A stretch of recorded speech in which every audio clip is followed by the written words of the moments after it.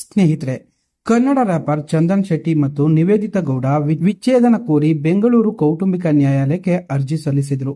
ಶುಕ್ರವಾರ ಅವರಿಬ್ಬರು ಒಂದೇ ಕಾರಿನಲ್ಲಿ ಒಟ್ಟಿಗೆ ಬಂದು ಅರ್ಜಿ ಸಲ್ಲಿಸಿ ಕೈ ಹಿಡಿದುಕೊಂಡು ವಾಪಸ್ ಹೊರಟಿದ್ದರು. ಸೋಷಿಯಲ್ ಮೀಡಿಯಾದಲ್ಲಿ ಜನಪ್ರಿಯರಾಗಿದ್ದ ಈ ಜೋಡಿಯು ಬೇರ್ಪಡುವುದು ಅವರ ಫಾಲೋವರ್ಸ್ಗಳಿಗೆ ಅಚ್ಚರಿಯ ವಿಷಯ.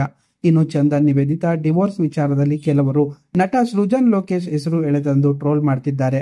ನಿವೇದಿತಾ ಹುಟ್ಟುಹಬ್ಬದ ದಿನ ಸೃಜನ್ ಲೋಕೇಶ್ ಅವರು ಒಂದು ವಿಡಿಯೋ ಶೇರ್ ಮಾಡಿ ಶುಭ ಕೋರಿದ್ರು. ಅದರಲ್ಲಿ ನಿವೇದಿತಾ ಜೊತೆಗಿನ ಒಂದಷ್ಟು ಫೋಟೋಗಳನ್ನ ಹಾಕಿದ್ರು.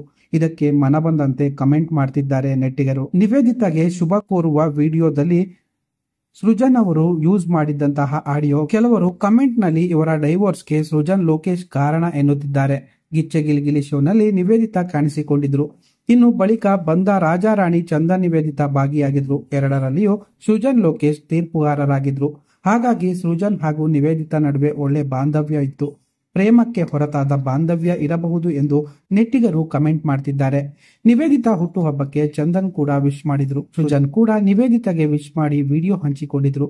ಸೃಜನ್ ಲೋಕೇಶ್ ಹಂಚಿಕೊಂಡಿದ್ದ ವಿಡಿಯೋದ ಹಿನ್ನೆಲೆಯಲ್ಲಿ ಬರುವ ಹಾಡಿನ ಬಗ್ಗೆಯೂ ಕೆಲವರು ಕಮೆಂಟ್ ಮಾಡ್ತಿದ್ದಾರೆ.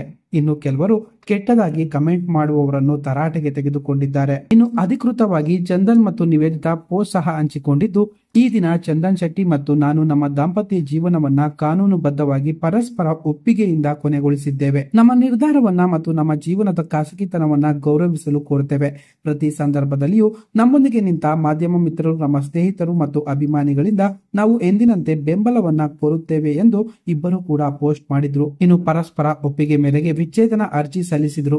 ಮೀಡಿಯೇಟರ್ ಸಂಧಾನಕ್ಕೆ ಕೊನೆಗೂ ದಂಪತಿ ಒಪ್ಪಿಲ್ಲ. ಡೈವೋರ್ಸ್ ಪಡೆದುಕೊಂಡ್ರು, ಜೀವನಾಂಶ ಬೇಡ ಎಂದಿದ್ದಾರೆ ನಿವೇದಿತಾ. ಡಿವೋರ್ಸ್ ಸಿಕ್ಕ ನಂತರ ನಿವೇದಿತಾ ವಿದೇಶಕ್ಕೆ ಹೋಗುವ ಸಾಧ್ಯತೆ ಇದೆ ಎನ್ನಲಾಗ್ತಿದೆ. ಒಟ್ಟಿನಲ್ಲಿ ಇವರಿಬ್ಬರ ಮಧ್ಯೆ ಸೃಜನ್ ಲೋಕೇಶ್ ಹೆಸರು ಬಂದಿರುವುದು ನಿಜಕ್ಕೂ ಅಚ್ಚರಿ ಮೂಡಿಸಿದೆ. ಈ ಬಗ್ಗೆ ನೀವೇನಂತೀರಾ? ತಪ್ಪದೇ ನಿಮ್ಮ ಅನಿಸಿಕೆಗಳನ್ನ ಕಾಮೆಂಟ್ ಮೂಲಕ ತಿಳಿಸಿ.